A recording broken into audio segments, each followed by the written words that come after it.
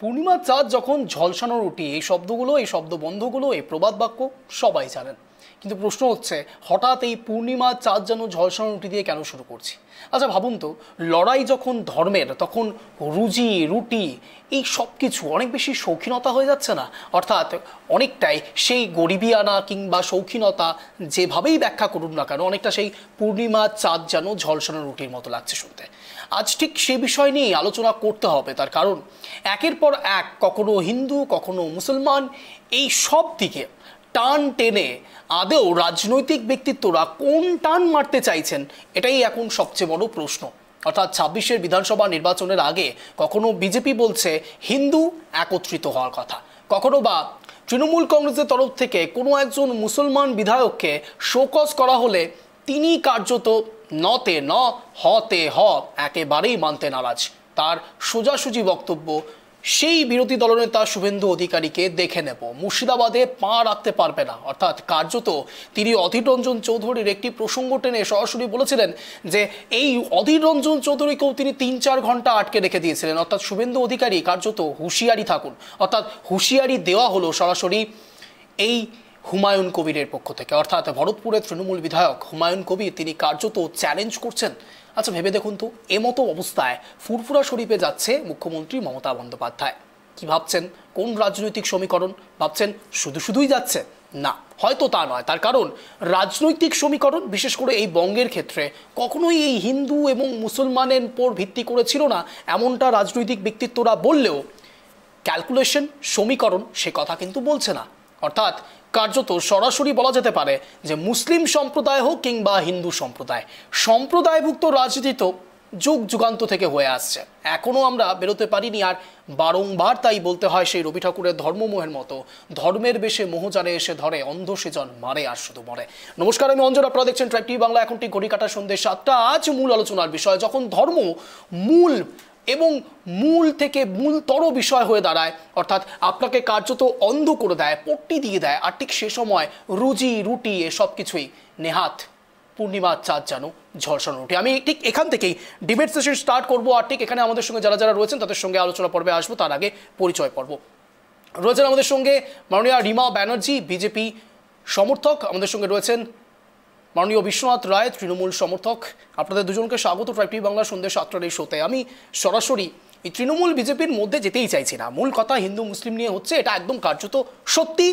তার কারণ কখনো ফুরফুরা শরীফ হোক কিংবা হিন্দুদের হিন্দুত্ববাদ, অর্থাৎ সরাসরি এমতো অবস্থায় বিরোধী দলনেতা শুভেন্দু অধিকারী যা বলছেন যে চ্যাংদোলা করে বের করে দেবেন ২৬-এর বিধানসভা নির্বাচনের পর যদি বিজেপি সত্যি সত্যি আসে। তারপরে যদিও বা এই কন্ডিশনটা আমরা দিচ্ছি, তার কারণ রাজনীতি এবং রাজনৈতিক সমীকরণ সবটাই নির্ভর করে আখিরে সাধারণ মানুষের ওপর। আমি ঠিক এই জায়গায় বিশ্বনাথবাবুর কাছে যাব। বিশ্বনাথবাবু, কী লাভ হচ্ছে?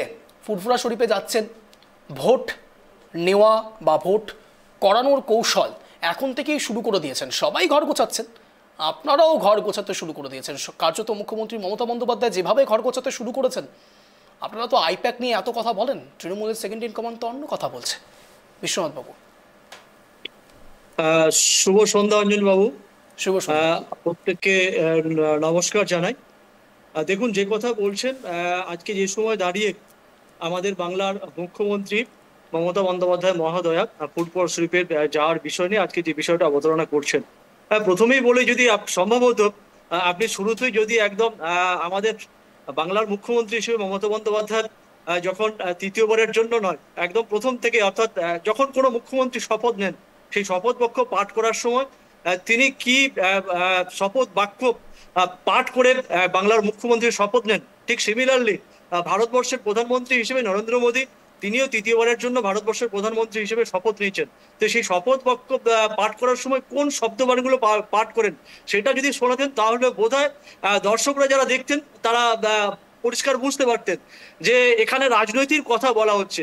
আসলে এই রাজনীতির কথা বলতে গিয়ে একটা রাজ্যের মুখ্যমন্ত্রী এবং একটা দেশের প্রধানমন্ত্রী, তাদের কোন রাজধর্ম পালন করা উচিত, এবং রাজ্যের মুখ্যমন্ত্রী হিসেবে এবং দেশের প্রধানমন্ত্রী হিসেবে শপথ নেয়ার সঙ্গে সঙ্গে সেই দেশের তথা রাজ্যের সমস্ত নাগরিকদের কথা চিন্তা করাটাই বোধহয় কথা সেই বাক্যর সঙ্গে জড়িয়ে থাকে। কিন্তু আমরা বর্তমান পরিস্থিতি দেখতে পাচ্ছি যে 2014 সালের পর থেকে এই 80 দিনের সরকারের নাম করে একটা কেন্দ্রীয় সরকার প্রতিষ্ঠিত হওয়ার পর থেকে আজকে এই বোধহয় জাতপাতের রাজনীতিটা বেশি করে উঠে এসছে। এবং আমরা দেখতে পাই সব থেকে বেশি বোধহয় এটা বোধহয় আলোচনা করা হয় বা এটা নিয়ে বিরোধী রাজনৈতিক দল রাজনীতির অঙ্ক কষেন। আবার যেহেতু 26শে বিধানসভার কথা বলছেন, সেটা প্রাসঙ্গিকভাবে আলোচনা করেছেন। কিন্তু বাস্তব কথা, আমরা মনে করি আমাদের বাংলার মুখ্যমন্ত্রী মমতা বন্দ্যোপাধ্যায় রাজধর্ম পালন করতেই বোধহয় আজকে ফুরফুরা শরীফে গেছেন। এখন যেহেতু 26শে বিধানসভার নির্বাচন, যারা বিধানসভার নির্বাচনকে কেন্দ্র করে অন্যান্য রাজনৈতিক দল, বিশেষ করে যাদের নাম করলেন, শুভেন্দু বাবুদের কথা বললেন এবং আমাদের তৃণমূল কংগ্রেসের একজন বিধায়কের প্রসঙ্গ তুলে ধরেছেন, এই মুহূর্তে একদম বিধানসভার একদম সরগরম হয়ে উঠেছে এই ধর্মীয় বিষয়কে কেন্দ্র করে। বাস্তবে কিন্তু অন্য কথা, আমরা যেটা দেখছি যে আমরা মনে করি আমাদের নেত্রী বাংলার মুখ্যমন্ত্রী হিসেবে ফুরফুরা শরীফে গেছেন। তিনি একদম রাজধর্ম পালন করার জন্য, যেমন তিনি দুর্গাপুজোর সেই একদম কার্নিভাল থেকে শুরু করে গুরুদ্বারা থেকে শুরু করে ছট পুজোর প্রোগ্রাম অনুষ্ঠান থেকে শুরু করে, ঠিক আজকে যেমন রমজানের মাস চলছে, সেই রমজানের সময় তিনি বাংলার মুখ্যমন্ত্রী হিসেবে ফুরফুরা শরীফে গেছেন। সেই বিশেষ সম্প্রদায়ের মানুষকে শুভেচ্ছা জানাতে গেছেন, তাদেরকে শ্রদ্ধা জ্ঞাপন করতে গেছেন এবং সেই সম্প্রদায়ের মানুষকে এই রমজান মাসে তাদেরকে শুভেচ্ছা জানাতে গেছেন। কিন্তু এখন বিষয়টাকে রাজধর্ম পালন আমরা মনে করি আমাদের মুখ্যমন্ত্রী করছেন, কিন্তু এই বিষয়টাকে এই সময়ে দাঁড়িয়ে আপনারা যেমন বিভিন্ন মিডিয়ার চ্যানেল, তার সঙ্গে আমাদের একদম বিভিন্ন রাজনৈতিক দল, তারা বোধহয় একটা রাজনৈতিক ক্ষেত্রে বড় করে দেখছেন। আসলে এই তৃণমূল কংগ্রেসে যখন কোনো নেতা নেত্রী এবং সর্বোপরি মুখ্যমন্ত্রী শ্রী মমতা বন্দ্যোপাধ্যায় যখন বিভিন্ন ধর্মের বিভিন্ন অনুষ্ঠানে যান, তখন এটাকে বেশি তুলে ধরে ধর্মের কথা বলা হয়, ভোট রাজনীতির কথা বলা হয় এবং ধর্মীয় বিভাজনের রাজনীতির কথা বলা হয়। কিন্তু অন্যান্য রাজনীতিক যখন আমি একটু সময় চেয়ে নিচ্ছি, আমাদের সঙ্গে ইতিমধ্যে জুড়ে গিয়েছেন কংগ্রেস মুখপাত্র মাননীয় সন্দীপা চক্রবর্তী। সন্দীপাদি, আপনাকে স্বাগত রাইপি বাংলা সন্ধ্যা 7টার শোতে। আমি ব্যাক টু বিশ্বনাথ বাবু। বিশ্বনাথ বাবু বলুন। তাহলে যে কথা বলছিলাম যে এখন অন্য কোনো রাজনৈতিক দলের নেতা নেত্রী সেখানে যান, সেটা নিয়ে কথা হয়। এখন কথা হয় পশ্চিমবাংলার ক্ষেত্রে যখন আমাদের মুখ্যমন্ত্রী যান, আমাদের নেতা অভিষেক বন্দ্যোপাধ্যায় কোথায় যান, আমাদের কোনো সাংসদ বা জনপ্রতিনিধি যান, সেটাকে নিয়ে অন্যান্য বিরোধী রাজনৈতিক দলেরা তারা এই রাজনীতির কথা তোলেন এবং বিশেষ করে যখন নির্বাচন আসে সেই নির্বাচনের অঙ্ক কষার কথা বলেন। কিন্তু আমরা মনে করি যে আমরা তৃণমূল কংগ্রেস বাংলার সমস্ত মানুষের কথা ভাবি, সমস্ত মানুষের পাশে থাকার চেষ্টা করি। সেই সিমিলারলি আমাদের মুখ্যমন্ত্রী যেমন সর্বধর্ম সমন্বয়কে মান্যতা দিয়ে এবং ভারতবর্ষের সংবিধানের যে যে যে কথা বলা আছে, সংবিধানের মৌলিক অধিকার থেকে যে ধর্মনিরপেক্ষতার কথা বলা আছে, সেখানে তিনি বাংলার সমস্ত সম্প্রদায়ের, সমস্ত বর্ণের, সমস্ত ধর্মের মানুষের সঙ্গে তাদের উৎসব যখন আসে, সেই ধর্মচারণের সঙ্গে তিনি মুখ্যমন্ত্রী হিসেবে তাদের সঙ্গে থাকেন।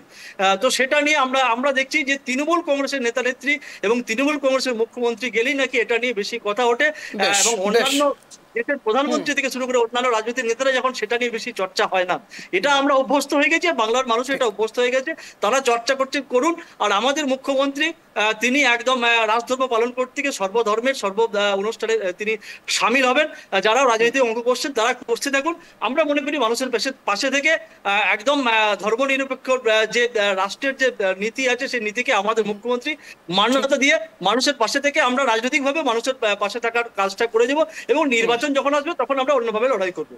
বেশ, বিশ্বনাথবাবু, আপনার মোটামুটি 2 থেকে 3 মিনিটের এই বক্তব্যে জার্নালিস্টদের সম্বন্ধে কিছু বলবেন না, আমাদের সম্বন্ধে? হ্যাঁ, আপনাদের সম্পর্কে আর এটা তো অবশ্যই আপনাদের সম্পর্কে দেখতে পাচ্ছি যে কিছু কিছু মিডিয়া এবং কিছু কিছু সাংবাদিক যারা, আমি যে কথা বলতে গেলাম, তারা বোধহয় এই বিষয়টাকে, এই মুখ্যমন্ত্রী রাজধর্ম পালন করতে গিয়ে যখন অন্য কোনো ধর্মের অনুষ্ঠানে যান, তখন সেই বিশিষ্ট সাংবাদিক এবং কতিপয় চ্যানেল তারা বোধহয় সেটাকে রাজনীতির অঙ্গনে এনে বেশি বোধহয় রাজনৈতিক তর্জমাটাকে নামিয়ে, মানে দরজাটাকে জমিয়ে দেয় এবং রাজনৈতিক ক্ষেত্রটাকে তারা জমানোর জন্য, একটা টিআরপি বানানোর জন্য তারা একটা ক্ষেত্র হিসেবে বোধহয় পেয়ে যান। ঠিক ঠিক বলেছেন। আমি আপনাদের প্রত্যেকের কাছে সময় চেয়ে কিছু কথা বলবো, যদি খারাপ লাগে প্লিজ ব্যক্তিগতভাবে নেবেন না, কিন্তু কথাগুলো বলতে হবে। তার কারণ বিশ্বনাথবাবু, আপনি বলছেন না, প্রথমে আপনি বললেন, প্রথম থেকে শুরু করি একেবারে, আপনি বললেন সংবিধানের কথা। প্রধানমন্ত্রী এবং মুখ্যমন্ত্রীরা যখন শপথ নেন তখন একটু ভালো করে শুনতে এবং কার্যত সেই বিষয়গুলো একটু দেখাতে। আচ্ছা, শপথ বাক্যে ঠিক কোন জায়গায় এটা বলা আছে একটু বলবেন, যে এরকমভাবে কোনো সম্প্রদায়ের ইভেন্টে গেলে পরে তাদেরকে হিজাব পরতে হবে?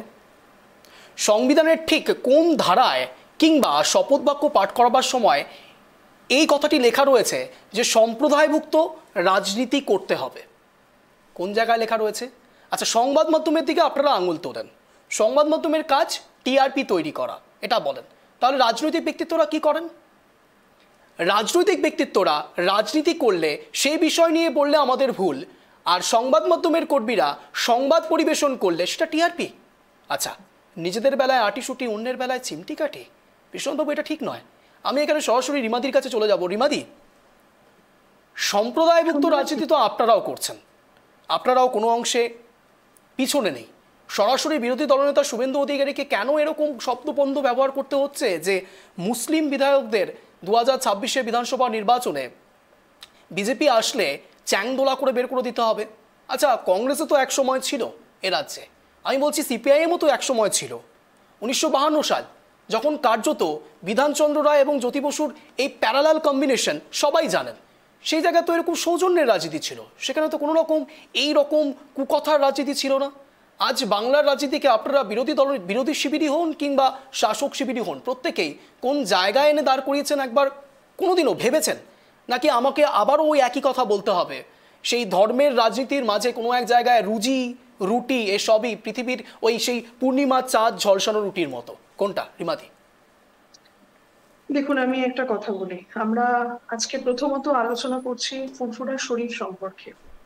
1300 খ্রিস্টাব্দের পরে এই মাজার, বৃহত্তর মাজারটি গড়ে ওঠে। এই মাজারটি যদি আমরা একটু ইসলাম ধর্মের ক্ষেত্রে বা ধর্মগ্রন্থগুলোকে পড়ে দেখি, ইসলাম ধর্ম কোনো পীর বা কোনো পাকা কবর এই জিনিসটাকে তারা মান্যতা দেয় না। আমাদের ইন্ডিয়ান সাবকন্টিনেন্ট মানে আমরা যদি দেখি ভারতবর্ষ, পাকিস্তান, বাংলাদেশ ও পারিপার্শ্বিক যে জায়গাগুলি, সেখানেই আমাদের এই পীর বা আমাদের এই পাকা কবরের এই কনসেপ্টটা আমাদের আছে। এবং মুঘল থেকে আমি যদি সেই হিসাবে পরবর্তী আমাদের বঙ্গ ইতিহাস আমি দেখি, তাহলে তখনকার দিনের বহু নির্যাতিত যারা হিন্দুরা ছিলেন বা যারা সমাজে একদম অমুসলিম ব্যক্তিরা ছিলেন, শুধু হিন্দু, তাদের প্রতি বৃহত্তর নির্যাতনের ফলে হুগলি যেহেতু আমাদের একটি অনেক অনেক অনেক ইতিহাসে ভরা সম্পন্ন একটি জেলা, এবং সেখানে মানুষরা আস্তে আস্তে তাদের ধর্ম পরিবর্তন করেন। এবং ফুরফুরা শরীফ বর্তমানে বলতে পারি মানে প্রায় 160 বছরের উপরেও ইতিহাস ধরে নিয়ে যাচ্ছে। যাক, আমি ফুরফুরা শরীফের সম্পর্কে এবার আমি আসছি কোন কথা নিয়ে আমি এটা বলতে চাইছি।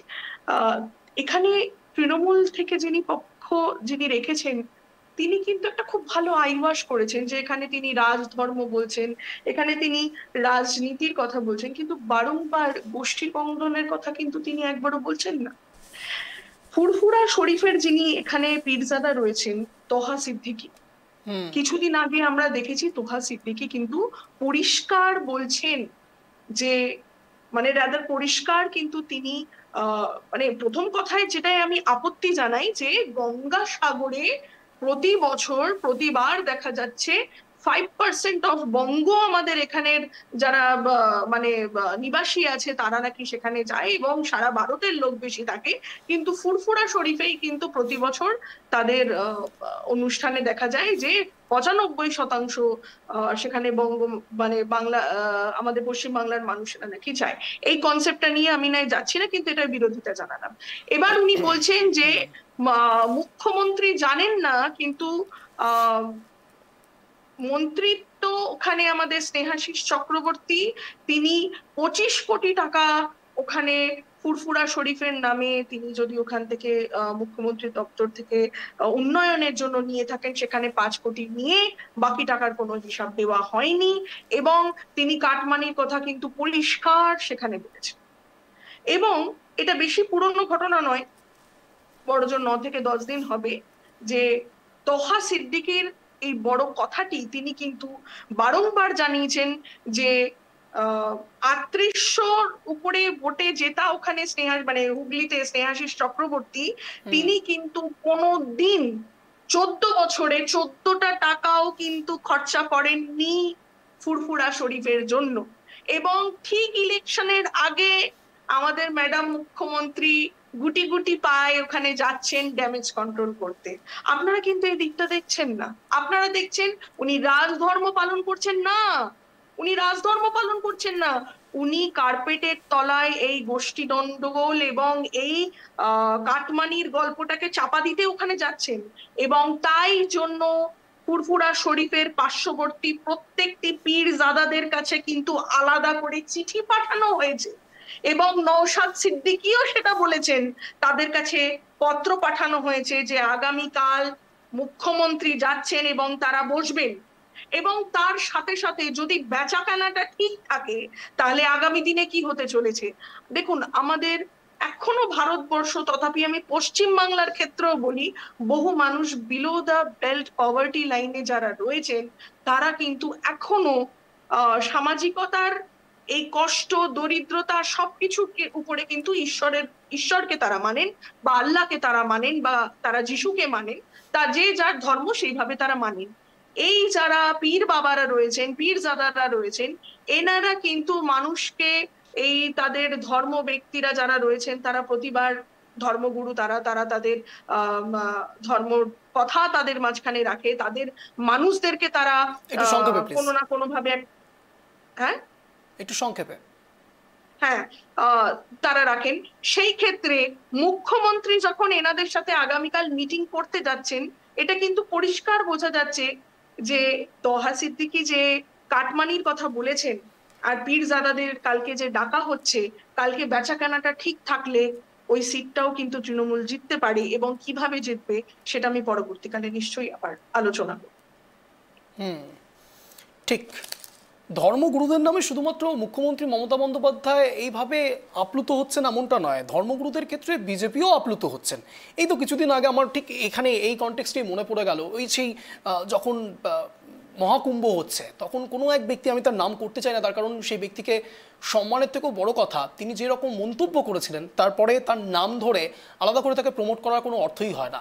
সেই ব্যক্তি বলেছিলেন যারা যারা মহাকুম্ভে নাকি এখনো যাননি তারা টেরোরিস্ট, তারা ভারত বিরোধী। সেই স্টেটমেন্টকে এখনো পর্যন্ত কন্ডেমও করা হয়নি বিজেপির পক্ষ থেকে। না না না প্লিজ রিমাদি, আপনারা মিডিয়াতে বসে এখানে অন দ্য প্যানেলে আপনারা অনেক কিছুই বলতে পারেন, কিন্তু আপনাদের উচ্চ নেতৃত্ব এই বিষয় নিয়ে একটিও স্টেটমেন্ট এখনো পর্যন্ত দেয়নি, অন্তত আমাদের কাছে তো এসে পৌঁছয়নি। রিমাদি, যদি আপনার কাছে থেকে থাকে নিশ্চয়ই আপনি দেবেন। আপনার নিউজ চ্যানেলে একটা কথা খুব সুন্দর এক্ষুনি বললেন যে আপনি আলাদা করে প্রমোট করবেন না। আমরা যখন এরকম একটি ব্যক্তির সম্পন্ন, কারণ আপনি একটা মিডিয়া চ্যানেল, আপনার কথা লোকে শুনবে, আপনি আমাদের কথা লোকে শুনবে, বা আমাদের যারা নেতৃত্ব আছে তাদের কথা লোকে শুনবে। যখন তারা এরকম কোনো ব্যক্তির কোনো এমন কথা যেটা মানুষের মনে ধর্মবিভেদ তৈরি করতে পারে সেই কথা নিয়ে কথা বলবে, তখন সেটি আরো সেইটা একটা মানুষকে পাবলিসাইজ করা, সেটা আমরা কখনোই করবো না। এই জন্য আমরাও এটা নিয়ে কোনো কথা বলিনি এবং আমরা কোনো সমর্থনও জানাই না এই ধরনের কথা। কিন্তু আমি বারংবার বলছি, আমি তহা সিদ্দিকীর কথা কেন তুললাম, তিনি তো ইনচার্জ, তিনি তো ফুরফুরা শরীফের ইনচার্জ, তিনি বারংবার বলছে হুগলিতে থাকা। বুঝতে পেরেছি আপনার কনটেক্সট আমি বুঝতে পেরেছি। আমি এখানে সন্দীপাদির কাছে যাব। সন্দীপাদি, একদিকে রিমাদি সরাসরি গোষ্ঠীদ্বন্দ্বের কথা বলছেন এবং তৃণমূল কংগ্রেস গোষ্ঠীদ্বন্দ্ব মানতে এখনো পর্যন্ত নারাজ, কার্যত অখিলগিরিও সে কথা বলছেন। কিন্তু প্রশ্ন হচ্ছে, যখন অভিষেক বন্দ্যোপাধ্যায় এই ভার্চুয়াল বৈঠক করছেন তখন অভিষেক বন্দ্যোপাধ্যায় স্বয়ং বলছেন কাঁথিকে নিয়ে, যখন কাঁথি এই আসনকে ঘিরে যখন কথা হচ্ছে তখন তিনি সরাসরি দ্বন্দ্বের কথা নিজে উল্লেখ করছেন। অর্থাৎ যখন তৃণমূলের সেকেন্ড ইন কমান্ড এই ধরনের আলোচনা করছেন তখন কার্যত কিছু নেতৃত্ব তুড়ি মেরে উড়িয়ে দিচ্ছেন। সন্দীপাদি, আপনি কি তৃণমূলের মধ্যে দ্বন্দ্বের কথা বলতে চাইছেন? একেবারে প্রকাশ্যে না, দেখুন তৃণমূলের মধ্যে কি গোষ্ঠীকন্দল হচ্ছে, কি দ্বন্দ্ব হচ্ছে সেটা তো আমাদের দেখে লাভ নেই। ওনাদের পার্টি, মানে আমাদের মুদ্রা কথা হচ্ছে যা হচ্ছে পার্টি অফিসের মধ্যে হোক, ওনাদের দ্বন্দ্ব বা গোষ্ঠীকন্দলের জন্য যেন রাস্তায় টায়ার পোড়ানো না হয়, যেন রাস্তা আটকানো না হয়, যেন ছাত্রছাত্রীরা স্কুলে যেতে পারে, যেন অ্যাম্বুলেন্স না আটকায়। কিন্তু আমরা তো দেখেছি যে তৃণমূলের গোষ্ঠীদ্বন্দ্ব মানে তৃণমূল ছাত্র পরিষদ বা যুব তৃণমূল কংগ্রেসের ওরা রাস্তায় নেমে তৃণমূলের একজন প্রথিত যশা লয়ার বা অ্যাডভোকেট, উনি বর্তমানে একজন এমপি, ওনার নামে স্লোগান দিচ্ছে মাতাল তোমায় জানতে হবে, আগামীকে মানতে হবে। তো আপনাদের যা যা আছে আপনারা আপনাদের বাড়িতে রাখুন, দরজার ভেতরে করুন, আপনাদের জন্য যেন সাধারণ মানুষের কোনো ভোগান্তি না হয়। এবার তৃণমূলের গোষ্ঠী কোন্দলের ফলে আমরা বক্তব্য দেখলাম, বখরার লড়াই এবং গোষ্ঠী কোন্দল তো দেখুন একটা হতে পারে যে একটা মতাদর্শের ভিত্তিতে হতে পারে গোষ্ঠী কোন্দল, কিন্তু তৃণমূলে তো এবার ব্যাপারটা হচ্ছে একটা পাড়ার ক্লাবের কাছে একটা মতাদর্শ আছে, তৃণমূলের মতন একটি দলের কাছে মতাদর্শ মানে হচ্ছে বখরা। তো এই এই অমুক অমুক পার্টি কত পার্সেন্ট বখরা তুলবে, অমুক পার্টি তো কত পার্সেন্ট বখরা তুলবে, সেটা হচ্ছে কথা। এবং যার ফলে দেখা গেছে যে মাননীয়ার খুব আদরের ছোট ভাইয়ের মতন একজন, উনিও পয়েন্ট ব্ল্যাঙ্ক রেঞ্জে তৃণমূলের হাতেই খুন হয়েছেন মালদা মুর্শিদাবাদে। তো এইগুলো তো বলে লাভ নেই, তৃণমূলের গোষ্ঠীকন্দল বরঞ্চ আজকে ডিসকাশন না করে আমাদেরকে এইটা ডিসকাশন করতে হবে যে মাননীয়া, আপনাদের যেটা টপিক, যে মাননীয়া কেন ফুরফুরা শরীফে গেছেন। এতক্ষণ ধরে বিজেপি এবং তৃণমূল দুজনেরই দুখানা ন্যারেটিভ শুনলাম। তৃণমূলের যিনি দাদা আছেন উনি বললেন যে রাজধর্ম পালন করতে গেছে। এবার রাজধর্ম সেটাতে তো আসছি, রাজধর্ম পালন করা সেটাতে তো আসছি। বললো যে বিশেষ সম্প্রদায়, আমি তো বুঝি না যে আমাদের দেশের কেউ যদি মাইনরিটি থাকে তারা বিশেষ সম্প্রদায় কি করে হয়। যে কোনো সম্প্রদায় মানে সে মুসলিম হোক, বৌদ্ধ হোক, জৈন হোক, খ্রিস্টান হোক, তারা মাইনরিটির আন্ডারে পড়ে। কেননা আমরা গুরু সম্প্রদায়ে পড়ি, ওরা লঘু সম্প্রদায়, মানে জনসংখ্যার ভিত্তিতে। তো সেখানে দাঁড়িয়ে বিশেষ সম্প্রদায় কি করে হতে পারে, আমার তো সেটা মাথায় ঢুকলো না। এক, দু নম্বর কথা হচ্ছে যে যে কথাটা বারবার লোকেরা বলে আসছে যে মাননীয়া ওই বিশেষ সম্প্রদায়কে তোষণ করেন, তাহলে আজকে তিনি প্রমাণ করে দিলেন, তৃণমূলের যিনি প্রতিনিধি আছেন, ওই মুসলিমদেরকে বিশেষ সম্প্রদায় বলে। কিন্তু দুঃখের বিষয় হচ্ছে এই মুসলিমদেরকে যারা বিশেষ সম্প্রদায় বানিয়েছে এই তৃণমূল দলটি, তারা কিন্তু তাদের মানে ডেভেলপমেন্টের জন্য কোনো কাজ করেনি, না তো কি ফুরফুরা শরীফের জন্য ঠিকভাবে কোনো কাজ করেছে। এটা কিন্তু সম্পূর্ণভাবে ডকুমেন্টেড আছে, অন রেকর্ড আছে। কেন বলছি, মুসলিমরা ওবিসি সম্প্রদায়ের আন্ডারে আসে। এবার আসছে আসল পয়েন্টে, মাননীয়া কেন দৌড়ে দৌড়ে সেখানে গেছেন, ফুরফুরা শরীফে গেছেন 2026 ইলেকশনের আগে। ওবিসি সম্প্রদায়ের আন্ডারে মুসলিমরা আসেন। হাইকোর্ট মোটামুটি 5 লাখ ওবিসি সার্টিফিকেট 2010-এর পর থেকে যেগুলো ইস্যু হয়েছে, বিশেষ করে 2012-র যেগুলো বেরিয়েছে সেখান থেকে শুরু করে এখন অব্দি সবগুলো ওবিসি সার্টিফিকেট কিন্তু হাইকোর্ট, মহামান্য হাইকোর্ট গেল বছর 2024-এ মে মাসে সেগুলোকে বাতিল ঘোষণা করেছে। এবং সেগুলোকে চ্যালেঞ্জ জানিয়ে, মানে কতটা অন্যায় কাজ করেছে যে হাইকোর্ট বলেছে এগুলো বৈধ নয়, এই ওবিসি সার্টিফিকেট গুলো বৈধ নয়, এবং এই সার্টিফিকেট দেখে কোনো রকম কোনো চাকরি, কোনো রকম কোনো সরকারি সুযোগ সুবিধা পাওয়া যাবে না। তারপরে অন্যায়ভাবে বিভিন্ন ক্ষেত্রে এই এদেরকে সার্টিফিকেটধারী এদেরকে মাননীয়া কিন্তু চাকরি দিয়েছেন বা প্রশাসনিক কোনো না কোনো দায়িত্ব দিয়েছেন। এবার এই জায়গাটা যখন সুপ্রিম কোর্টে গিয়ে চ্যালেঞ্জ করা হয়েছে, তখন সুপ্রিম কোর্ট কিন্তু হাইকোর্টের এই রায়ের উপর স্থগিতাদেশ দেয়নি। তার মানে 2010-এর পর থেকে যতগুলো ওবিসি সার্টিফিকেট এই তৃণমূল সরকার ইস্যু করেছে সবগুলো ভুয়ো, সবগুলোকে বাতিল করা হয়েছে। এইবার আসছে আপনাদের পয়েন্টে, এইখানে হচ্ছে এবার 2026-এর ইলেকশন, 2024-এ এই রায়টা বেরিয়েছে। 2026-এর ইলেকশনে তো ডেফিনেটলি যারা যারা ওবিসি সম্প্রদায় ভুক্ত মানে সার্টিফিকেটটা পেয়েছে, যারা যারা সেই সরকারি সুযোগ সুবিধা পেয়েছে, এবার তো সেগুলো চলে যাবে, সেগুলোকে তো বাতিল ঘোষণা করা হয়েছে।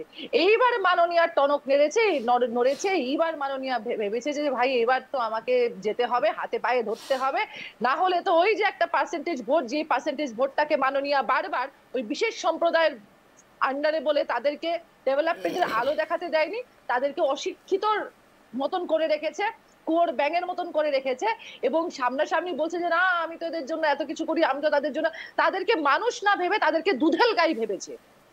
একটা রাজ্যের মুখ্যমন্ত্রী একটা সম্প্রদায়কে মানুষ না ভেবে, শিক্ষিত না করে তাদেরকে দুধেল গাই বানিয়ে রাখতে চেয়েছে। সুতরাং সেই দুধেল গাইরা যখন এখন দেখছে যে যে চাকরিগুলো চলে যাচ্ছে, যে ওবিসি সার্টিফিকেট গুলো বাতিল হচ্ছে, ডেফিনেটলি এটা একটা আলোড়ন পড়বে, আমি সেই সাপোর্টটা পাবো না, সেই জন্য সেই সাপোর্টটা পাওয়ার জন্য তড়ি ঘড়ি ওইখানে গিয়ে পায়ে ধরার চেষ্টা করছে।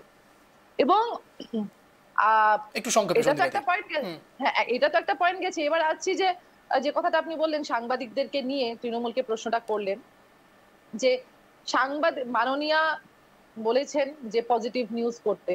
এবার রঞ্জন বাবু, আপনারা যদি পজিটিভ নিউজ না করেন তাহলে তৃণমূলের হাতে মাথায় পাটকেল খাবেন। আমরা তো দেখছি প্রতিটা ইলেকশনে সাংবাদিকদের বুম ভাঙা হচ্ছে, বা মাথায় পাটকেল পড়ছে, রক্ত বেরোচ্ছে। এবার রাজধর্ম যখন বারবার বলা হচ্ছে, তো রাজধর্ম তো এগুলোই করা হচ্ছে। উনি তো না ফুরফুরা শরীফে রাজধর্ম করতে গেছেন, উনি গেছেন যেন কোনোভাবে ওদেরকে আবার কোনো একটা ভুয়ো কিছু একটা আশ্বাস দিয়ে, সেই বিশেষ সম্প্রদায়কে ভুয়ো একটা আশ্বাস দিয়ে তাদের ভোটটা যেন ক্যাপচার করা যায়। প্লাস এই রাজধর্মটাও পালন করছেন যে হয় যে ওই যেরকম ভাবে সাধারণ মানুষের ক্ষেত্রে করছেন, যে হয় তৃণমূলকে ভোট দাও, না হয়তো কপালে গুলি খাও, বুকে গুলি খাও। আর সাংবাদিকদের জন্য হয় পজিটিভ নিউজ করো, পজিটিভ নিউজ মানে কি তৃণমূলের সপক্ষে নিউজ করো, না হলে মাথায় পাটকেলটা খাও। আর আরেকটা কথা বলে শেষ করব, যখন ধর্মগুরুদের কথা হচ্ছে, তো ডেফিনেটলি তৃণমূল তো তাদেরকে, তৃণমূলে সবাই বলবো না, হয়তো বিশ্বনাথ বাবু না, কিন্তু উনার যিনি নেত্রী আছেন, সর্বোচ্চ নেত্রী, উনি তো একটা তোষণ করছেনই ডেফিনেটলি। বিজেপির কথাও বলবো যে ওনারা ধর্মগুরুদের তোষণ করেন না। আমি জানি না আশারাম বাপু, রাম রহিম, এদের কাছে ছুটে ছুটে কেন মানে নরেন্দ্র মোদী থেকে শুরু করে বাদ বাকি হরিয়ানার মুখ্যমন্ত্রীরা কেন যান, কোন কোন আশীর্বাদের লাভে যান? কেননা আশারাম বাপু, রাম রহিমের ট্র্যাক রেকর্ড তো আমরা জানি, কোন আশীর্বাদের লাভে ওনারা যান জানি না। এই শুভেন্দু অধিকারী, যিনি এখন রীমা দেবীর সর্বোচ্চ নেতা বিজেপিতে আছেন, একদা ফেজ টুপি পরে উনিও নামাজ ফামাজ পড়েছেন। মানে এইগুলো দেখুন, এগুলো তো মানে রীমা দেবী বললেন যে তৃণমূল আই ওয়াশ করছে, আমরা বলবো বিজেপিও ব্রেন ওয়াশ করছে। মানে আই ওয়াশ আর ব্রেন ওয়াশের মধ্যে সাধারণ মানুষ নিজেদের রুটি রুজির কথাটা যেটা আপনি বললেন, কিন্তু আমি বলছি সন্দীপাদি নিয়ে কথা বলার জন্য তাদের সেই স্পেসটা হারিয়ে গেছে। এখন তারা বুঝতে পারছে না যে আদৌ কি তারা ভাতের কথা বলবে, চাকরির কথা বলবে, অন্য সন্দীপাদি আমার মনে হচ্ছে সন্দীপাদি অত্যন্ত গঠনমূলক কথা বলছিলেন, কিন্তু আমার কিন্তু একটু অন্যরকম মনে হচ্ছে। খেলাটা আরো অনেক বড়। কেন বলছি বৃহত্তর পর্যায়ে রয়েছে, একটু ডিসক্রাইব করি আপনাদের সামনে, বিশ্বনাথবাবু ভালো উত্তর দিতে পারবেন। আচ্ছা, বলছি AIMIM এর কথা তো নিশ্চয়ই আপনারা শুনেছেন, আসাউদ্দিন ওয়াইসি। বলছেন তারা কেন সমস্ত রাজ্যে বিভিন্ন জায়গায় এইভাবে আসনের মধ্যে সমঝোতা না করে কার্যত তারাও লোক দিচ্ছেন, অর্থাৎ নেতৃত্ব এবার AIMIM এরও এ রাজ্যে থাকছে। কার্যত এই মুসলিম ভোট, আমি একদম কোট আনকোট বলছি, মুসলিম ভোটকে বিভিন্ন দিকে ডাইভার্ট করার যে চেষ্টা, বাড়তি ডিভিডেন্ডটা নেবে কে? এই প্রশ্ন নিয়ে ফিরছি সরাসরি, কিন্তু সময় এখন একটা ছোট্ট বিরতির। ফিরছি, বিরতির পর কোথাও যাবেন না, দেখতে থাকুন ট্রাইব টিভি বাংলা, বাংলার আপন। দেখুন, বাংলার ভোটের ক্ষেত্রে দুটি ফ্যাক্টর অত্যন্ত গুরুত্বপূর্ণ, এক এম, আরেকটি এম, অর্থাৎ MM ফ্যাক্টর। কেন বলুন তো? এম ফর মহিলা, এম ফর মুসলমান, অর্থাৎ এই দুটো ফ্যাক্টর বাংলার ভোটের ক্ষেত্রে অত্যন্ত গুরুত্বপূর্ণ। কেন জানেন? তার কারণ একদিকে যখন লক্ষ্মীর ভাণ্ডারের মতো প্রকল্প তৈরি হয়, অন্যদিকে মুসলমান তোষণের মতো রাজনীতি হচ্ছে, এমনটাও কথা ওঠে বিরোধী শিবির থেকে। আমি ঠিক এই জায়গায় সরাসরি বিশ্বনাথবাবু এবং রিমাদি দুজনের কাছে যাবো ব্যাক টু ব্যাক, কিন্তু তার আগে বিশ্বনাথবাবুর কাছে যাবো। বিশ্বনাথবাবু, AIMIM কার্যত সব জায়গায় সিটে এক প্রকার নেতৃত্ব দিচ্ছেন এবং কার্যত তারা লড়াইটাও লড়বেন রাজ্যে। কি ভাবছেন? মুসলমান এই ভোট, এই পলিসি সবকিছু আলাদা আলাদা হবে না? আলাদা দিকে ISF রয়েছে, মাথায় ISF রয়েছে, বিশ্বনাথ মাথায় রাখবেন। বিশ্বনাথবাবু, কথা হচ্ছিল একদম সেই কথা বলে যে বিষয় সর্বশেষ একদম থেকে একদম সরাসরি ভোট জায়গার মধ্যে রংপুর জায়গার মধ্যে আপনি পৌঁছে দিলেন। বাস্তব কথা আপনি মিমের কথা বলেছেন, ISF এর কথা বলেছেন। বাস্তব কথা আমরা একদম সেই 2019 লোকসভা নির্বাচন থেকে শুরু করে 2021 বিধানসভা, তারপর 2024 লোকসভা নির্বাচন সারা ভারত আমরা দেখেছি এই যে AIMIM যেটা সারা ভারতবর্ষের ক্ষেত্রে আমরা দেখেছি যে কোথাও বিজেপিকে কোনো আসনের সুবিধা পাইয়ে দিতে, সেখানে মিম একটা ফ্যাক্টর। ঠিক আমরা পশ্চিমবাংলার ক্ষেত্রে আমরা 2021 বিধানসভাতেও দেখেছি এবং ISF কেও দেখেছি যে কোথাও এই মুসলিম ভোটের যে বিভাজনের যে বিষয়টা আপনি তুলে দিলেন, যেটা আমাদের সন্দীপাদি একদম তার বলার সময় বলছিলেন, গঠনমূলক কথা, বাস্তবিক সত্যি উনি অনেকগুলো কথা বললেন যে বিশেষ সম্প্রদায় মানে আমি তো অনেকগুলো সম্প্রদায়ের কথা বলেছি, বিভিন্ন পশ্চিমবঙ্গের যে ধর্মের মানুষ সেখানে আমাদের মুখ্যমন্ত্রী গিয়ে থাকেন। তো সেই প্রসঙ্গ থেকে চলে আসছি যে একদম মিম এবং ISF এর যে বিষয়টা, এটা বাস্তবিক কথা। 2026 বিধানসভা নির্বাচন যত আগিয়ে আসবে, এই একদম মুসলিম ভোটটাই আমি একদম, যেটা আপনি সরাসরি তুলে ধরলেন, আমি সেইখানে চলে যাচ্ছি যে এই জায়গায় দাঁড়িয়ে বলতে সমস্যা কোথায়, কালোকে কালো বলতে প্রবলেম কোথায়? একদম সোজাসুজি আমি সেই কথাই বলছি। অর্থাৎ মুসলিম ভোটটাকে বিষয়টা নিয়ে একদিকে মিমকে ব্যবহার করে বিজেপিকে আমি সরাসরি বলি, তারা যেমন সর্বঘরে দেখেছে একটা অন্য খেলার চেষ্টা করেছেন, এক্ষেত্রেও বাংলাতেও তারা একটা আলাদা খেলার চেষ্টা করবেন। এবং আইএসএফ এই মুহূর্তে আমরা দেখতে পাচ্ছি আব্বাস সিদ্দিকীর তারও গলার অন্যরকম সুরও আমরা দেখতে পাচ্ছি। যেটা বিষয় আমাদের সন্দীপ ম্যাডাম যে কথা বলছেন বাস্তব কথা, আসলে এই মুসলিম ভোটের যে বিষয়টা যে কথা আসছে নির্বাচন এলেই উঠে আসে, কিন্তু মুসলিমদের উন্নয়নের যে কথাটা আমাদের সন্দীপা দিদিভাই যখন বলছিলেন, তিনি বললেন যে তাদেরকে নাকি দুধেল গায়ে হিসেবে নাকি তৃণমূল কংগ্রেস ব্যবহার করছে, তাদের কোথাও ডেভেলপমেন্ট করা হয়নি কোনো ক্ষেত্রে, তারা যে তিমিরে ছিলেন তারা নাকি সেই তিমিরেই আছেন। কিন্তু বাংলার সেই মুসলিম সম্প্রদায়ের মানুষ তারা অন্য কথা বলছে। শিক্ষাক্ষেত্রে আজকে আমরা দেখতে পাই যাদের ছেলেমেয়েরা সেই জায়গাটা তৈরি হয়েছে, আজকে মুসলিম বিভিন্ন যে ধর্মীয় প্রতিষ্ঠানের কথা ফুরফুরা শরীফও তার মধ্যে আছে, সেখানে বিভিন্ন যে ধর্মীয় তাদের যে যেখানে যেখানে তাদের পবিত্র স্থানগুলো আছে সেখানে ডেভেলপমেন্ট থেকে শুরু করে মুসলিম কমিউনিটি এলাকার সেখানে গ্রামীণ এলাকা থেকে শুরু করে একদম তাদের আরবান এলাকা থেকে শুরু করে সেখানে তাদের যে ডেভেলপমেন্ট নিশ্চয়ই সেগুলো সেই এলাকার মানুষ যারা একদম মুসলিম সম্প্রদায়ের মানুষ তারা জাজমেন্ট করছেন। 2011 সালের ক্ষমতায় আসার পর থেকে নিশ্চয়ই সেখানে মিমকে ব্যবহার করে এবং আইএসএফ কে ব্যবহার করে কারা যেন 2021 সর্বশেষ বিধানসভা নির্বাচনে কারা একটা মহাজোট তৈরি করে বাংলায় ক্ষমতা দখলের চক্রান্ত করেছিলেন। যদিও তারা একটা বিধায়ক পেয়েছিলেন, অবশ্যই আমরা মনে করি অবশ্যই সেখানে হয়তো মানুষ তাদেরকে মনে করেছিলেন আজকে সেই খেলাটাও আবার শুরু হয়ে গেছে। আমাকে সন্দীপাদি উত্তরটাও নিতে হবে, আমাকে উত্তরটাও নিতে হবে সন্দীপাদি, দ্রুত অতি দ্রুত। হ্যাঁ, প্রথম কথা তো হচ্ছে যে 2011-র পর থেকে উনি বললেন যে যে জায়গাগুলো ধর্মস্থান মুসলমানদের সেগুলোকে উন্নত করার চেষ্টা করছে বা ইত্যাদি ইত্যাদি বলে, উনি কিন্তু একবারও বলেননি যে কতটুকু শিক্ষিত করার চেষ্টা করছেন। উনি কিন্তু একবারও বলেননি স্বাস্থ্য নিয়ে কতটুকু ভাবছেন, ওইসব যেসব এরিয়াগুলো ভেতরের দিকে আছে যেগুলো অনুন্নত আছে সেগুলোকে স্বাস্থ্য ব্যবস্থা শিক্ষা ব্যবস্থা কতটুকু উন্নত করার চেষ্টা করছেন সেগুলো বলেননি। প্লাস এটা বললেন যে আমি বলে নেই আপনার কাছে খাতা কলম থাকলে লিখে বসেন, মানে লিখে নিন পয়েন্ট গুলো। আমি বললাম যে কি বলেন আপনি যে সেগুলোকে উন্নত করার চেষ্টা করছে বা এগুলো করার চেষ্টা করছে। আর আপনি বললেন যে আরেকটা পয়েন্ট আপনি কি বললেন, এই দেখেছেন তো, আপনিও যদি আপনার কথার মাঝখানে কথা বলি না আপনি কিন্তু সবকিছু গুলিয়ে ফেলবেন। হ্যাঁ, যে বারবার বলছেন যে বিশেষ সম্প্রদায়, কেন বিশেষ সম্প্রদায়? আমি তো বারবার এখানে বলছি বিশেষ সম্প্রদায় নয়, ওনারা মাইনরিটি, এটাকে বিশেষ স্পেশাল কোনো কাস্ট নয়, ওনারা স্পেশাল কোনো কমিউনিটি নয়, ওনারা আমাদের মতোই। ওনাদের শিক্ষা স্বাস্থ্য ব্যবস্থা নিয়ে কথা বলতে হবে। আমাদের প্রশ্ন এখানে কেন তাদেরকে অন্ধকারে রেখে একটা ভুয়ো জাল সার্টিফিকেট দিয়ে কেন তাদেরকে সেই প্রশাসনিক ক্ষেত্রে বলুন চাকরির ক্ষেত্রে বলুন কেন সেটা এগিয়ে দেওয়া হয়েছে, এবং এখন যখন সেগুলো চলে যাবে তখন ভাবুন সেটা কিভাবে বুমেরাং হবে তৃণমূলের প্রতি। এবং শুধু তৃণমূলের প্রতি না, সেটা আরো বেশি করে বুমেরাং হবে হিন্দুদের প্রতি, যে মুখ্যমন্ত্রী মমতা ব্যানার্জি তিনি একজন হিন্দু, তিনি আমাদেরকে ঠকিয়েছেন। এই জায়গাটা এনকেশ করছে বিজেপি, এটাই বারবার বলতে চাইছি। এবং আইএসএফ নিয়ে যে কথাটা বললেন যে আইএসএফ এর সাথে কারা জোট বেঁধেছিল, যারা জোট বেঁধেছিল তারা আজকের দিনে এই প্যানেলে উপস্থিত নেই, ওনাদেরকে বোধ ডাকা হয়নি। সেই সিপিআইএম, আমরা কিন্তু কখনো আইএসএফ এর সাথে জোট বাঁধিনি। আপনি যদি রাজনীতি সম্পর্কে একটুকু অবগত হন আপনি কিন্তু জানেন যে সেই সময় আমাদের প্রদেশ কংগ্রেস সভাপতি অধীর রঞ্জন চৌধুরী কিন্তু একদম মানে স্পষ্ট করে বলে দিয়েছেন যে আমরা আইএসএফ এর সাথে কোনো রকম কোনো জোটে নেই। এবং ইনফ্যাক্ট আমরা মনে করি আইএসএফ হচ্ছে একটি বায়বীয় পদার্থ।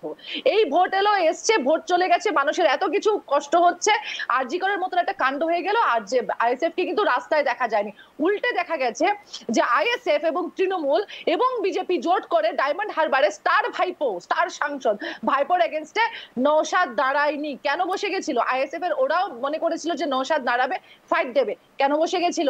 এই সব সেটিং এখন আমাদের সামনে বলতে আসবেন না, বললে না পাপোশের তলায় মুখ লুকোবার জায়গা পাবেন না আপনারা।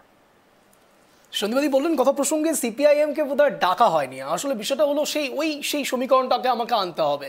সেই 25,000 কর্মী যারা কার্যত সিপিআইএমটা ছেড়ে দিচ্ছেন এবং কার্যত শূন্য পজিশনে চলে যাচ্ছেন তারা, যদিও বা কংগ্রেস অনেক চেষ্টা করছে সিপিআইএমকে একটু টেনে আনার। আমি এখানে রিমাদিকে একটু প্রশ্ন করতে চাইবো সরাসরি, যে প্রসঙ্গ সরাসরি সন্দীপাদি তুলছেন সে প্রসঙ্গ আপনি অস্বীকার করতে পারেন? যখন একদিকে আপনারা মুখ্যমন্ত্রী মমতা বন্দ্যোপাধ্যায়ের দিকে আঙুল তুলছেন বা কিংবা কোনো একটি নির্দিষ্ট সম্প্রদায়ভুক্ত মানুষদেরকে টার্গেট করছেন, আপনারাও কি কিছুটার বিকল্প? দেখুন, আমি একটা কথা বলি, বুঝতে হবে সমাজের ক্ষেত্রে একটা কথা বলি, যারা ঠিক ইলেকশনের আগে জোট বেঁধে নেমে যায় একটি দলের বিপক্ষে দাঁড়িয়ে, তারা নিজেদের মূল এথিক লাইনটা কোথায় তারা নিজেরাই জানেন। একটা সময় যখন ইলেকশন চলে না তখন একে অপরের গায়ে কাদা ছড়ে, আবার ঠিক যখন নরেন্দ্র মোদী ওপারে দাঁড়িয়ে থাকে তখন গুটি গুটি পায়ে সবাই একসাথে হাত ধরে দাঁড়িয়ে পড়ে যে আমরা এখন ইন্ডি জোট বেঁধেছি এবং আগামী দিনে আমরা একসাথে লড়বো। তো যাই হোক, আমি তৃণমূল কংগ্রেসের বাইরে গিয়ে একটা কথা বলি। আজকে আপনি ওএসি ব্রাদার্স এর কথা বললেন, তারা স্টেজে দাঁড়িয়ে একদিন একটা কথা বলেছিল যে 15 মিনিট একটু আমাদের হাত খুলে দিন, আমরা বুঝিয়ে দেবো আমরা কি করতে পারি। আমি ভারতবর্ষের বুকে দাঁড়িয়ে আজকে যখন বাংলাদেশের এই বিভীষণ শিখা আমরা দেখতে পাই, তখন আমরা বুঝি এখানে সংখ্যা গরিষ্ঠ বা এখানে সংখ্যা লঘু নয়, মানুষ বিপদে। এবং সেইখানে দাঁড়িয়ে মানুষের পাশে দাঁড়িয়ে থেকে এই লড়াই আমরা আগেও লড়েছি, এখনো লড়ছি। না হলে আমরা ট্রিপল তালাকের জন্য লড়তাম না, না হলে কাশ্মীরকে ছাড়ানোর জন্য আমরা এত বড় লড়াই করতাম। এবং আজও আমাদের প্রধানমন্ত্রী লড়ে যাচ্ছে। প্রতিটা মানুষ সংখ্যালঘু সংখ্যাগুরু, এখানে কোনোদিন ভারতবর্ষে আমরা সেইভাবে নয়, আমরা মানব জাতির কথা, তার কল্যাণের কথা চিন্তা করেছি। এবং তৃণমূল সরকারের ক্ষেত্রে এবার আমি আসি, এই সংখ্যালঘু তোষণের কথা আমরা কিন্তু কোনোদিন, এই যে সংখ্যালঘু মানে যে শুধুমাত্র একটি সম্প্রদায়কে দেখানো বা তাদেরকে বৃহত্তর করে একটা সেলিব্রিটি প্রোফাইল বানানোর সত্যি তো কোনো প্রয়োজন নেই। কারণ আমরা বারবার দেখছি এই যে ফুরফুরা শরীফ যার কথা আজকে বলছি, সেখানে দাঁড়িয়ে এই কিছুদিন আগে পর্যন্ত এই কাটমানির কথা, ইয়াবেস ওয়েব বলে যে প্রোগ্রামটা হয় যেখানে প্রত্যেকটি পীরজাদাকে স্নেহাশিস চক্রবর্তী নিয়ে আসেন, স্টেজে দাঁড়িয়ে তিনি বলছেন যে মুসাফির খানা বলে একটি জায়গা যেটা এখানে সাধারণ মানুষরা ফুরফুরা শরীফে এলে পরে তারা সেখানে দাঁড়িয়ে তারা সাধারণ মানুষের জন্য তাদের একটু রেস্ট নেওয়ার জন্য যে ঘরটি বানানোর কথা, সেটা বহুদিন ধরে পরিকল্পিত ছিল, যেগুলো সেগুলো তৈরি করা হয়নি। তো সেখানে যখন তোয়া সিদ্দিকী বলছেন যে ওপেন দাঁড়িয়ে স্নেহাশিস চক্রবর্তী বলছেন যে হ্যাঁ মুসাফির খানা তো বানানোর কাজ বহুদিন ধরে চলছে, আবার আমি বলছি যে সত্যিই তো এখনো প্রত্যেকটি প্রকল্প যেগুলো ফুরফুরা শরীফের জন্য হুগলি থেকে সাংসদীয় মানে প্রক্রিয়াকরণে যেগুলো খাতা কলমে দেখানো হয়েছে, তার এক পয়সাও সেখানে ইনভেস্ট করা হয়নি। এবং এই সব কারণ আজকে কিন্তু মুখ্যমন্ত্রীকে বাধ্য করে দিয়েছে ইফতারের নামে সেখানে প্রত্যেকটি পীরজাদাদের ঘরে ঢুকিয়ে গিয়ে তাদের সাথে কিন্তু এই বেচা কেনার জায়গাটা তৈরি করতে। এখানে কোনো রাজধর্মের ব্যাপার নেই। যদি রাজধর্ম থাকতো তাহলে মুখ্যমন্ত্রী এখানে নারী সুরক্ষা নিয়েও কথা বলতেন, এখানে হিন্দুদের পাশেও দাঁড়াতেন, তিনি সরস্বতী পুজো বন্ধ হয়ে যাওয়ার জন্য গলার আওয়াজ তুলতেন। সরস্বতী পুজো বন্ধ হয়ে যাওয়ার জন্য যারা ছোট ছোট স্কুলের ছেলেমেয়েরা রাস্তায় নেমে রাস্তায় দাঁড়িয়ে স্কুলের বাইরে এসে পুজো করেছে, তাদের কথাও তিনি বলতেন। আজকে মুসলমানদের জন্য তিনি সাইকেল দিচ্ছেন, তিনি জামা কাপড় তুলে দিচ্ছেন। শিক্ষা কোথায়? স্বাস্থ্য কোথায়? এই নিয়ে কিন্তু কেউ কথা বলছে না। আপনি বলছেন তোষণ, এটা তোষণ নয়, এটা বেচাকেনা। কারণ সত্যি তাদের কথা যদি তিনি চিন্তা করতেন তাহলে আজকে গঙ্গাসাগর ছেড়ে দিন, আজকে আমাদের যে কোনো পরবে, যে কোনো একটা উৎসবে একটা মেডিকেল এমার্জেন্সির ব্যবস্থা থাকে, একটা অ্যাম্বুলেন্স থাকে। ইয়াবে সোয়াব যখন হয়, ফুরফুরা শরীফে হাজার হাজার লোক যখন আসে মান্যতা নিয়ে, সেখানে একটা মেডিকেল এমার্জেন্সির ব্যবস্থা থাকে না। তো এটা একটা বেচাকেনা, রাজনীতি এবং মানে সম্প্রদায়ের রাজনীতি। আমরা এটা কখনোই বলি না যে আমরা হিন্দুর জন্য শুধু লড়বো, আমরা বাকিদের জন্য লড়বো না, বাকিদের কথা আমরা বলি না। আমাদের সাথে সকলেই আছে, আমরা সকলের কথা ভাবি। এই জন্য বলি সবকা বিকাশ সবকা সাথ এবং সবকা সবকা বিকাশ সবকা সাথ সবকা বিকাশ। একসঙ্গে এটাও বলা হয় এক रहेंगे তো সেফ रहेंगे। আমি বিশ্বনাথবাবুর কাছে যাবো। বিশ্বনাথবাবু, আপনার এই বিষয়ে বক্তব্য তো নিতেই হবে, তার কারণ যে বিস্ফোরক অভিযোগ করছেন রিমাদি, এটা আপনার কাছে ঠিক কিভাবে আপনি ডিফেন্ড করবেন এটা আপনি জানেন, কিন্তু প্রশ্ন খুব সলিড। প্রশ্ন হচ্ছে যে টাকা স্যাংশন করবার কথা সেই টাকা কি আদৌ পাচ্ছেন? আপনার কথায়, আপনাদের কথায় বিশেষ সম্প্রদায়, বিশ্বনাথ বাবু? দেখুন, আমার সেই বিশেষ সম্প্রদায়ের কথা সরাসরি মানে আমি সেই মুসলিম সম্প্রদায়ের কথাই বলি, যেটা একদম আমার বলার পরই আপনি সন্দীপা দিদিভাইকে বলার সুযোগ করে দিলেন, তারপরে আমাদের রিমা ম্যাডামও বললেন। একদম বাস্তব কথা, যে যখন আমরা একটু একদম বিশ্বাস করি যে এই যখন কথা উঠবে সরস্বতী পুজো বন্ধ হওয়ার কথা উঠবে, যদিও সরস্বতী পুজো কোথায় বন্ধ হয়েছে আমরা জানি না, সরস্বতী পুজো কি কারণে বন্ধ হচ্ছিল তার তথ্য কেউ সামনে আনবেন না। একটা সময় বলা হতো দুর্গাপুজো নাকি বাংলায় করতে দেওয়া হয় না, অথচ আবার যারা বলেন তারাই এসে বাংলায় দুর্গা পুজোয় সামিল হন, তারা দুর্গা পুজোর উদ্বোধন করেন, বলতে থাকেন, কোনো অসুবিধা নাই। কিন্তু সমস্যাটা যে কথা বলুন তো, যে মাইনরিটির কথা বলাচ্ছে, কিন্তু সমস্যা সেই একটাই সম্প্রদায়কে নিয়ে, মুসলিম সম্প্রদায়কে নিয়ে। যখন বাংলার মুখ্যমন্ত্রী মমতা বন্দ্যোপাধ্যায় জয় শ্রীরাম বলতে পারবেন? আমাদের নেত্রী বলি, আপনি জয় শ্রীরাম বলতে পারবেন? জয় শ্রীরাম বলতে পারবেন? হ্যাঁ, জয় শ্রীরাম বলতে পারবেন? অবশ্যই। আমি একজন হিন্দু ধর্মের মানুষ, হিন্দু ধর্ম হিসেবে আমরা জয় শ্রীরাম বলি। অবশ্যই রামনবমীর দিন আমরা মুখ্যমন্ত্রী মমতা বন্দ্যোপাধ্যায় রামকে কেন গালাগালি বলেন? নামের স্লোগান দিই, জয় শ্রীরামকে গালাগালি কেন বলেন বিশ্বনাথ বাবু? এটা তো একদম অবশ্যই। তাহলে মুখ্যমন্ত্রী মমতা বন্দ্যোপাধ্যায় জয় শ্রীরামকে গালাগালি কেন বলেন? অধিকার আছে, এটা আমরা এটা মনে করি। এবারে আসি যে কথা, যে তিনি আপনি আমার প্রশ্নের উত্তরই দিলেন না বিশ্বনাথ বাবু। মুখ্যমন্ত্রী মমতা বন্দ্যোপাধ্যায় জয় শ্রীরামকে গালাগালি কেন মনে করেন? আরে দেখুন, গালাগালি কথা তো যেটা বলা হয় যখন কোনো বিশেষ সময়ের কথা আপনারা বলেন, আসলে গালাগালির কথা নয়।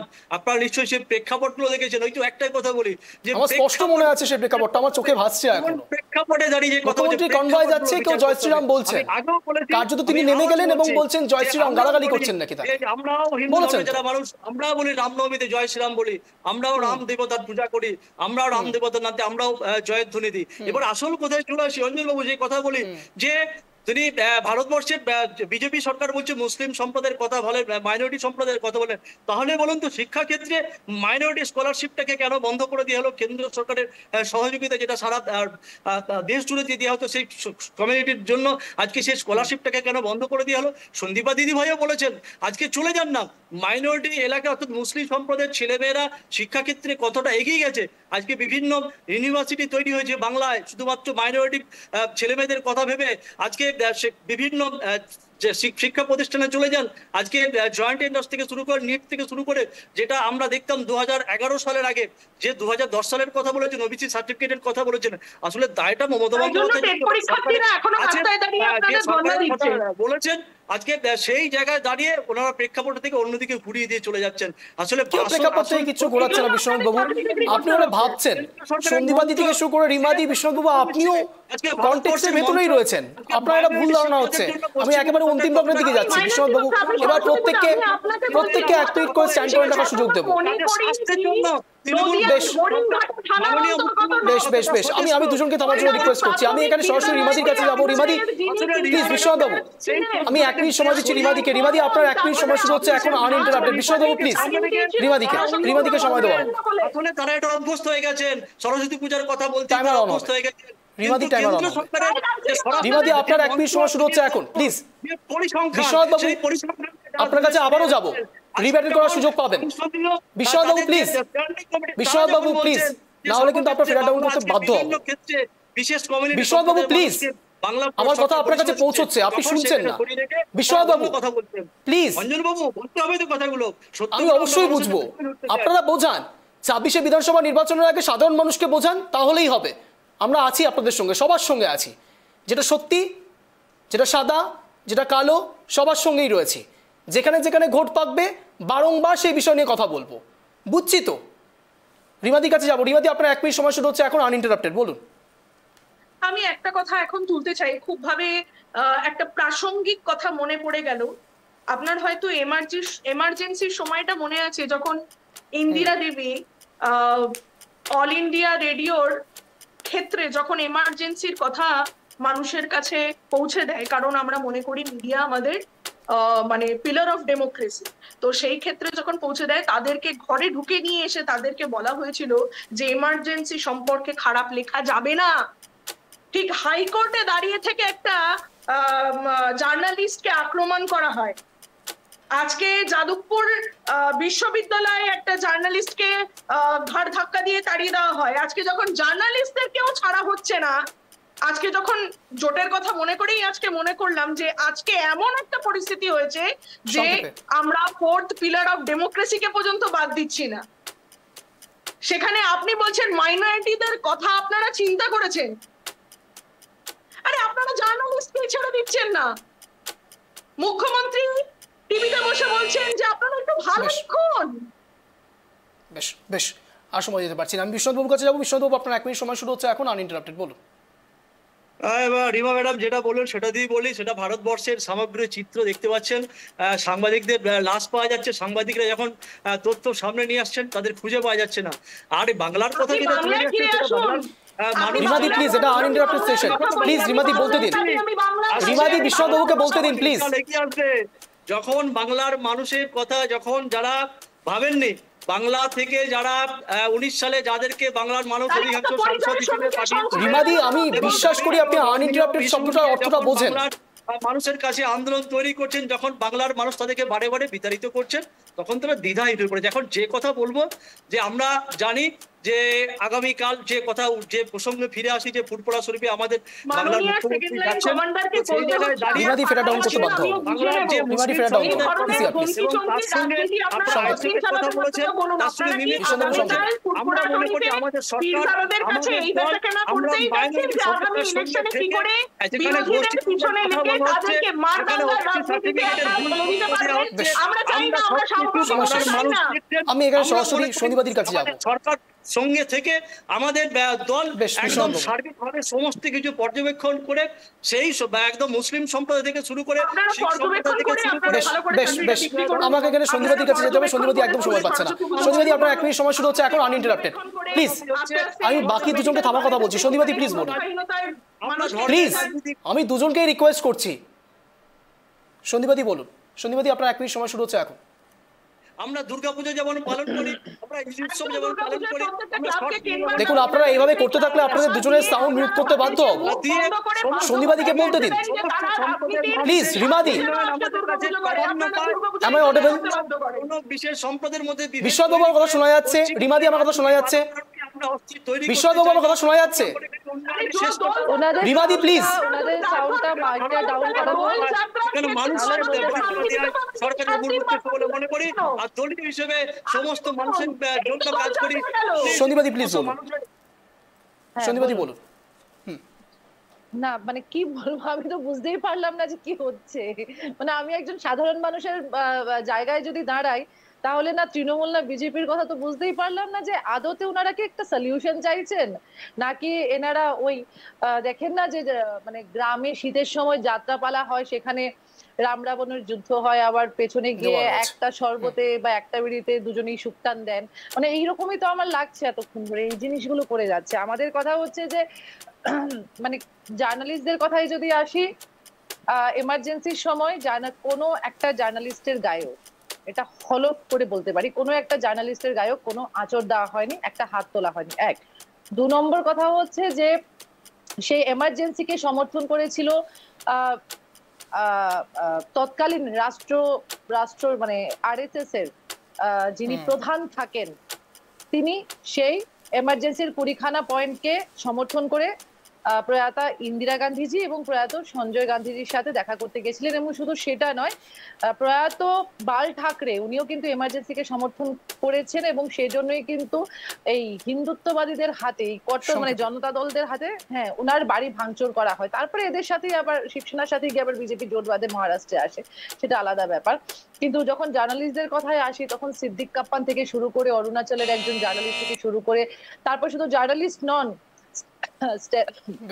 গৌরী লঙ্কেশ, তারপরে স্ট্যান সোয়ামী, মানে তাদেরকেও তো মানে তখন এখন মানে এদেরকে যারা ডিটেন করেছিল বা একটা গ্রেফতার করেছিল, এটা তো কোনো কংগ্রেসের সরকার নয়, বিজেপির সরকার, বিজেপি সেটা করেছিল। এবং শুধুমাত্র সেটা নয়, আমি আপনাদেরকে আরো একটা কথা বলে রাখছি, রিসেন্টলি আসামে একদম সংক্ষেপে, রিসেন্টলি আসামে যখন প্রধানমন্ত্রী নরেন্দ্র মোদীর যখন একটা মানে সফর হবে, আমাদের কংগ্রেসের আসাম কংগ্রেস মুখপাত্র একজনকে উইদাউট এনি নোটিস তুলে নিয়ে যায়। শুধু সেটা নয়, 2018-তে ত্রিপুরাতে যখন বিজেপি এসছে, একটা আদিবাসী পলিটিক্যাল গোষ্ঠীর সাথে আর সময় দিতে tie up পারছি না করে সন্দীপাতি। যখন এসছে, আমি একটা লাইন বলে শেষ করব, যখন এসছে তখন কিন্তু সেই আদিবাসী যে পলিটিক্যাল পার্টি একজন জার্নালিস্ট, তার নাম শান্তনু, তাকে কিন্তু কুপিয়ে হত্যা করেছিল।